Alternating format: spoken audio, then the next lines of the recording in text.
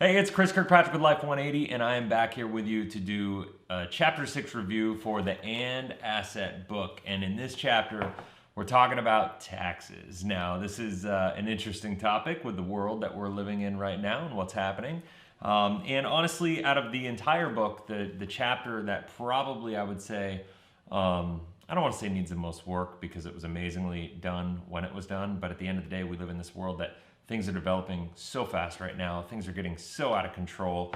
And, I love it in here. Caleb actually talks about, what does he say? He's like, I'm not promoting any sort of conspiracy theories, making any moral judgments, or railing against any greedy government who wanted to plunder and pillage your wealth. I'm just following the math involved, right? So that's a pretty accurate statement. And, this is probably the easiest video to do and the easiest, chapter to review is because, listen, taxes are inevitable, right? I actually had a conversation with somebody earlier today that was talking about their number one concern was to not have to pay the government any taxes. And it's like, listen, like, I'm sorry, but most of your money is in qualified accounts, and at the end of the day, you're going to have to pay some money in taxes. You have to deal with, with how you've constructed your world. I've done videos in the past that show the government, at this point in time is almost $30 trillion in debt.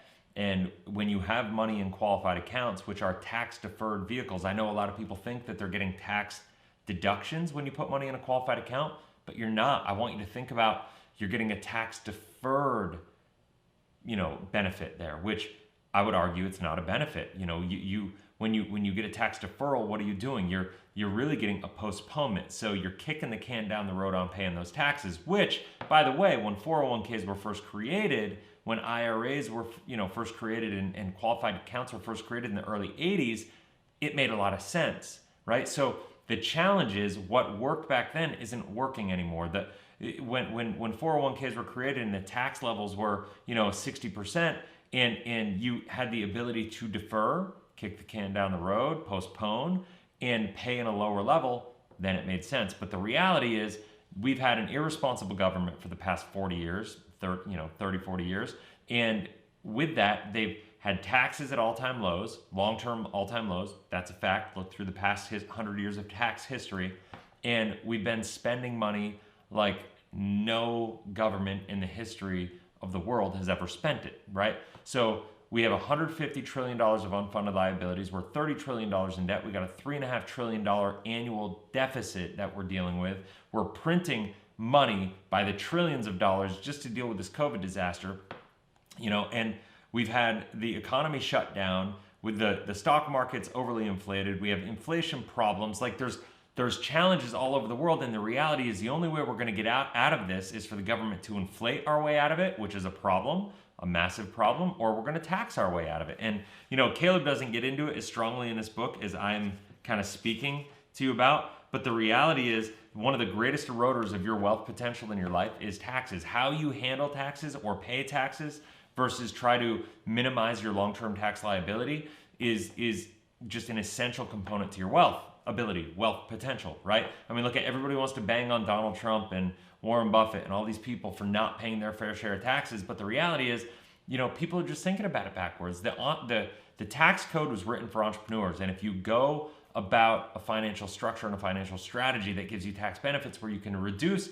your overall long-term tax liability, then you can win. But the problem is Americans have bought into the bullcrap that the government says that you can get this short-term tax deduction. And unfortunately and sadly, most Americans have bought the hype. And I always tell people we way underestimate what we can accomplish in a decade, but we overestimate what we can accomplish in a year. And if we flip that on its head and think about from a year perspective and from a lifetime perspective or from a career perspective, people way overestimate the benefit of getting a tax deduction this year, right? Tax deferral this year, because yes, it feels like a deduction. It feels like you avoided paying those taxes, but all you're doing is you're paying them later. So what does that mean to you? What is that going to cost you? What is that going to do to your long-term lifetime career tax liability?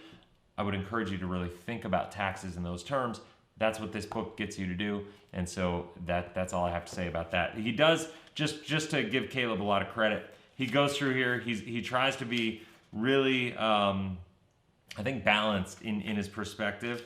I'm a little bit more fiery about this topic than he is. I mean, I know he's passionate about it. I'm a bit more, I guess, amped up about this stuff. So anyway, I hope that helps. I hope it makes sense. I know this is a really quick video, but I hope it finds you well. If you have any questions or anything of that nature, make them in the comments. If you found value in this, please hit that like button. If you're as excited about exposing and educating and sharing this message about lowering your lifetime tax liability, make a comment, like that button, share this video, hit the subscribe button, click the bell, that way you get notified every single time I launch a new video. And anyway, have a blessed, inspirational day, and I'll see you in the next video. Take care.